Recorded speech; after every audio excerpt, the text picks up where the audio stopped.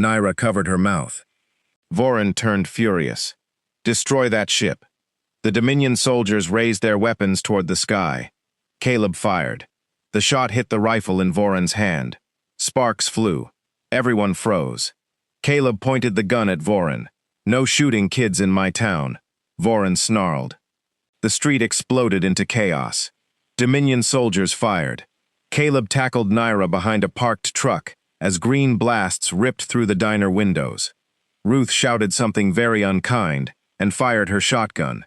It knocked one soldier backward, mostly from surprise. Arnold ducked behind a mailbox. The mailbox was finally involved. Dominion fighters chased the refugee ship overhead. The children's voices cried through the radios. Caleb looked at Nyra. Can that ship land? Not safely. Can you talk to them? My communicator was destroyed. Arnold suddenly crawled over, holding the glowing knife. It's louder now. Nyra stared at it. That is not a knife. Arnold blinked. It cut through my boot. It is a command key. Caleb looked at him. You've been holding the alien command key in a towel? Arnold looked hurt. It was a nice towel. Nyra grabbed the key. It flashed green in her hand. She stood despite the gunfire. Caleb shouted, Nyra! She pressed the key to the cuffs. They melted off her wrists. Caleb stared. You could do that the whole time? I did not know he had the key. Arnold raised a finger. I helped. Nyra raised the key toward the sky. Green and blue light erupted upward. The refugee ship responded. Its engines shifted. It can land, Nyra said, but they need a beacon. Caleb looked around. At what? Nyra's eyes moved to the tallest thing in town, the church bell tower. Caleb sighed. Of course. They ran. Main Street had become a battlefield. Dominion soldiers advanced through green smoke. Townspeople fled into stores. Ruth dragged two kids behind the counter. Mayor Lewis hid behind a trash can and continued giving unhelpful suggestions. Can we negotiate? Ruth shouted. Negotiate with this. She threw a pie at a soldier's helmet. The soldier slipped on the filling and crashed into a newspaper rack. Arnold yelled, Ruth, that was evidence. It was Peach. Caleb, Nyra, and Arnold reached the church. The doors were locked. Caleb kicked them. Nothing. He kicked again. Still nothing. Arnold stepped forward with a key. I have the church key. Caleb looked at him. Why? Pastor Glenn forgets things. Open it. They rushed inside. Moonlight and green alien light poured through stained glass windows. The bell tower stairs were narrow and old. Nyra stumbled halfway up. Caleb caught her. You're losing blood. It is only one of my fluids. Not comforting. They climbed higher. Outside, the refugee ship circled lower. Dominion fighters fired at it. The white ship's shields flickered. The children screamed over the radio. Nyra's face twisted. I should never have left them. Caleb stopped. You saved them. I was their warden first. And now? Nyra looked at him. Caleb said, Now, you're the reason they're still alive. For a moment, she could not speak. Then she nodded. They reached the bell tower. Wind slammed through the openings. The mothership filled the entire sky. Nyra stepped toward the old bronze bell. She pressed the command key against it. Blue-green light spread across the metal. The bell began to hum. Caleb shouted over the wind. Is this going to work? Nyra shouted back. It will amplify the signal. What happens if it overloads? The bell cracked slightly. Nyra looked at him. Then your bell becomes a star. Caleb stared. Pastor Glenn is going to be upset. The signal burst from the bell tower. A column of blue light shot into the sky. The refugee ship turned sharply and descended toward the field behind the church. But the mothership reacted. A massive green beam locked onto the white ship. Nyra screamed, No! Caleb saw the beam charging. He saw the small ship shaking. He saw hundreds of scared faces in its windows. Children, alien children, different species, different eyes, different worlds, all looking down at the tiny town below them. Caleb grabbed his radio. Arnold! Static. Then Arnold answered from below. Sheriff? Get everyone to the football field. What? Now. The high school football field sat behind the church. Its lights had not worked properly in years. Caleb had complained about it at every town meeting. Now he was grateful, because the power box was still connected to the old emergency generator. He and Nyra ran down from the tower. By the time they reached the field, half the town was already there. Arnold had herded people with a traffic cone. Ruth drove her diner truck through the fence. Caleb shouted, "Turn on the field lights!" Mayor Lewis yelled, "They don't work!" Caleb pointed at the sky. "Neither does our plan. Turn them on anyway." Arnold yanked the power switch. The generator groaned. The field lights flickered. Once, twice, then blazed to life. Weak, yellow, ugly, beautiful. Nyra raised the command key. The blue signal from the bell tower bent, caught the light, and spread across the field like a landing grid. The refugee ship dropped fast, too fast. Caleb turned to the crowd. "Move." Everyone ran. The ship slammed into the football field, skidding across the grass, tearing up the 50-yard line, and stopping inches from the bleachers. Silence. Then the hatch opened. Children poured out.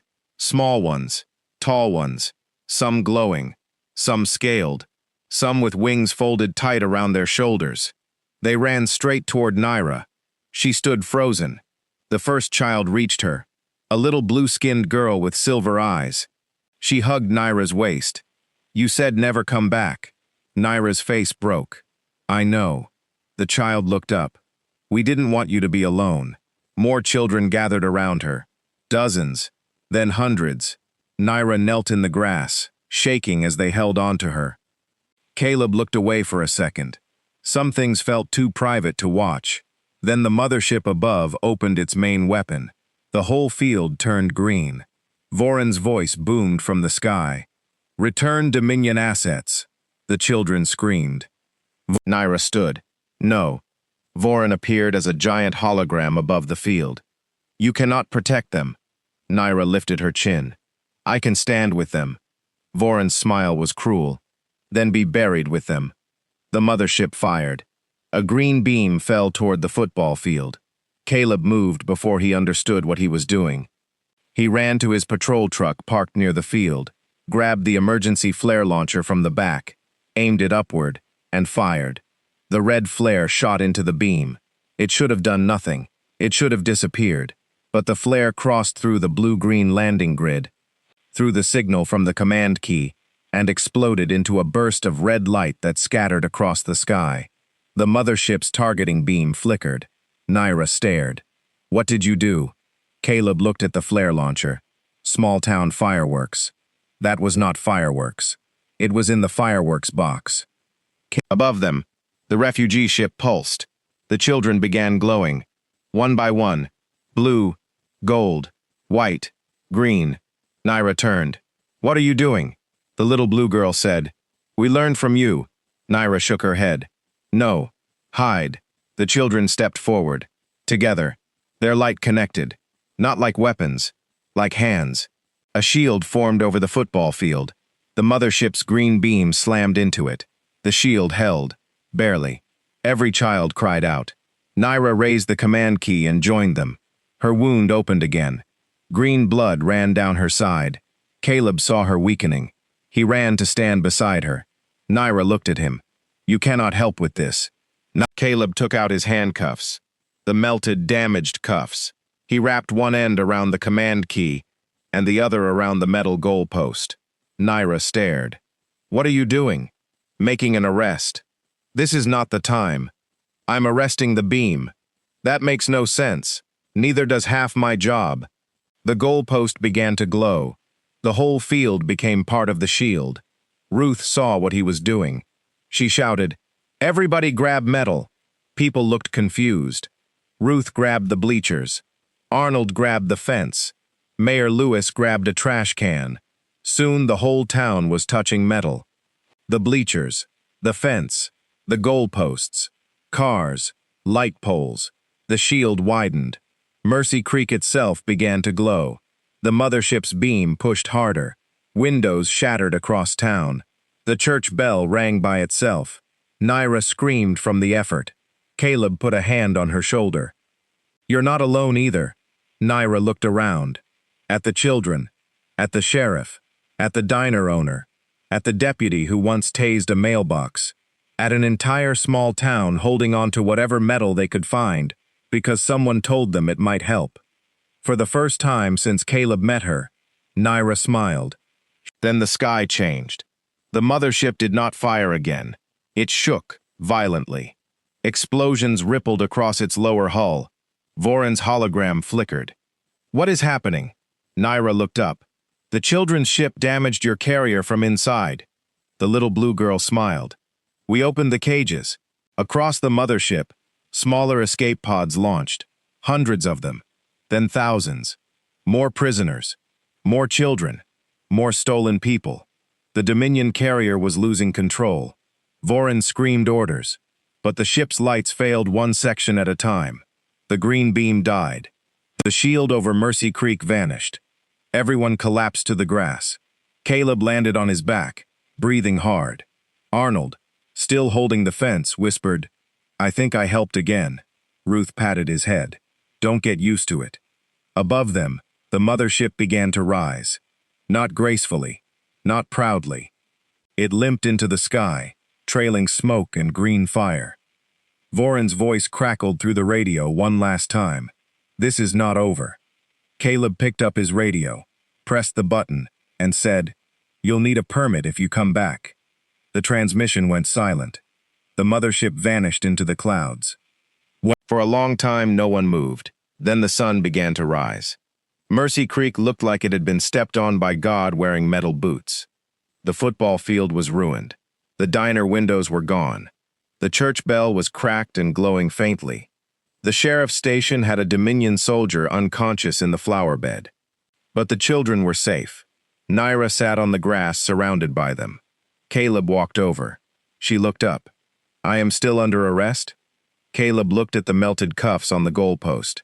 "For landing without a permit, resisting medical advice, and damaging a church bell." Nyra nodded solemnly. "What is the punishment?" Caleb glanced at the children. Then at Ruth, who was already handing out pancakes from the back of her truck, because apparently that was her trauma response. "Community service." Nyra frowned. "What service?" Caleb pointed at the football field. "You can start by helping fix that." Nyra looked at the ruined field, then at the children, then at Caleb. "I accept." By noon, Mercy Creek was on every screen in the world. News helicopters circled. Federal agents arrived in black SUVs. Military trucks blocked the highway. Scientists in white suits tried to approach the refugee ship until Ruth threatened them with a pancake spatula. Caleb gave 7 different statements, all of them incomplete. One agent asked if the town had knowingly harbored an interstellar fugitive. Caleb said, "She was bleeding." The agent waited. Caleb added, "That's the whole statement." The children were moved into the school gym.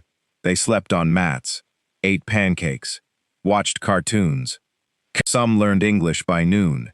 One asked if Earth had more pies. Ruth declared that child her favorite. Nyra stayed with them.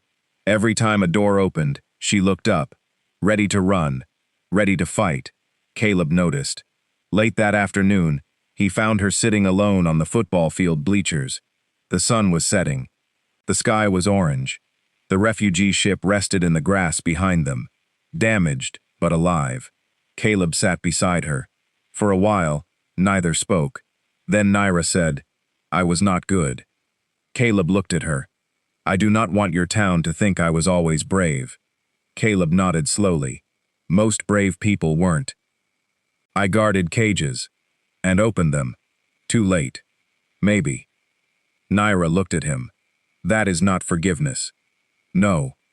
He looked toward the children. "But it is a start." Nyra's eyes shone. "I do not know how to live free."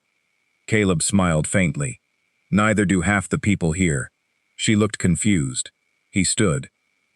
"Good news is, Mercy Creek is mostly second chances and bad coffee." Nyra watched him. "You would let us stay?" Caleb looked at the ruined town, the broken windows, the glowing church bell, the children laughing near the school gym. Then he shrugged. Town council's going to hate it. Nyra tilted her head. Is that yes? That is very yes. That night, the people of Mercy Creek gathered in the school gym. Humans on one side, alien children on the other. At first, everyone stared. Then Ruth brought out pie. That solved most of it. A little boy with 4 arms beat Arnold at checkers. A winged girl fell asleep on the mayor's shoulder. Pastor Glenn stood in the doorway, staring at his glowing cracked bell through the window. Caleb approached him carefully. Pastor Glenn said, "I heard you turned my bell into a star." Caleb winced. "Temporary star." The pastor looked at the children, then at Nyra, then back at the bell. He sighed. "Was it for a good reason?" Caleb nodded. "Very. Then I'll complain on Monday." "Appreciate it." Near midnight, Nyra stepped outside the gym. Caleb followed. Above Mercy Creek, the stars were clear. No Mothership, no green beams, no Dominion. Nyra looked up. "They will return someday." Caleb stood beside her. "Probably. You are not afraid." "I'm terrified." She turned. "You do not show it." "I'm sheriff. We do paperwork instead." Nyra smiled. A real one this time. Then the refugee ship behind the school powered on softly. Blue light spread across its hull. Caleb looked over. "Is it leaving?" Nyra shook her head. "No. It is healing." The ship's lights pulsed. A holographic star map appeared above it. Thousands of points. Thousands of possible homes. The children gathered at the gym doors, watching.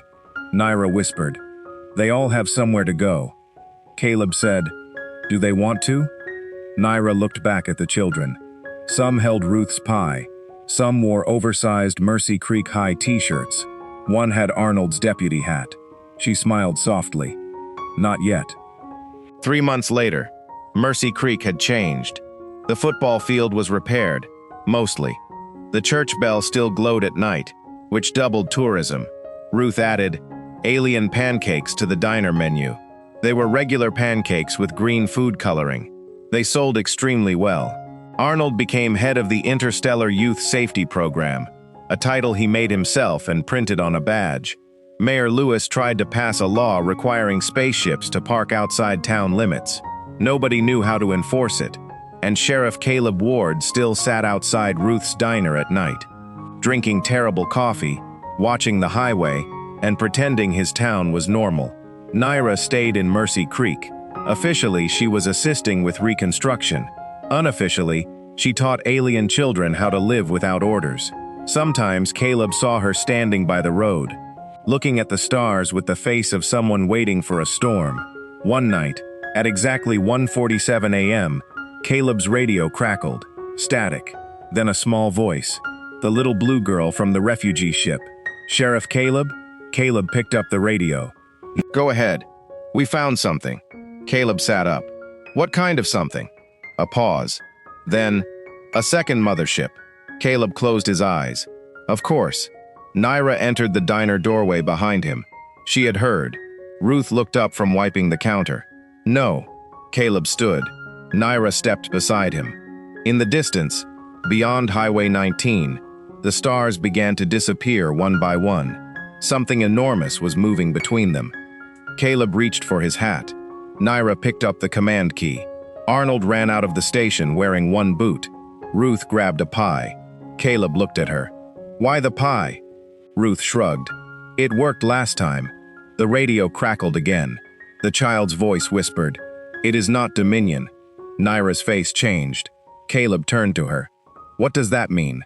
Far above Mercy Creek, a new light opened in the sky. Not green, not blue, red, Nyra whispered. "It means something worse found us." Caleb stared up at the impossible sky, then sighed. "Well," he said, "guess we better ask for paperwork." And in the little town of Mercy Creek, where a sheriff once arrested a wounded alien fugitive, the stars went dark again. If you enjoyed this story, please leave a like and subscribe to the Alien Chronicles for more emotional alien stories from beyond Earth. And tell me in the comments, should Sheriff Caleb and Nyra return for another adventure?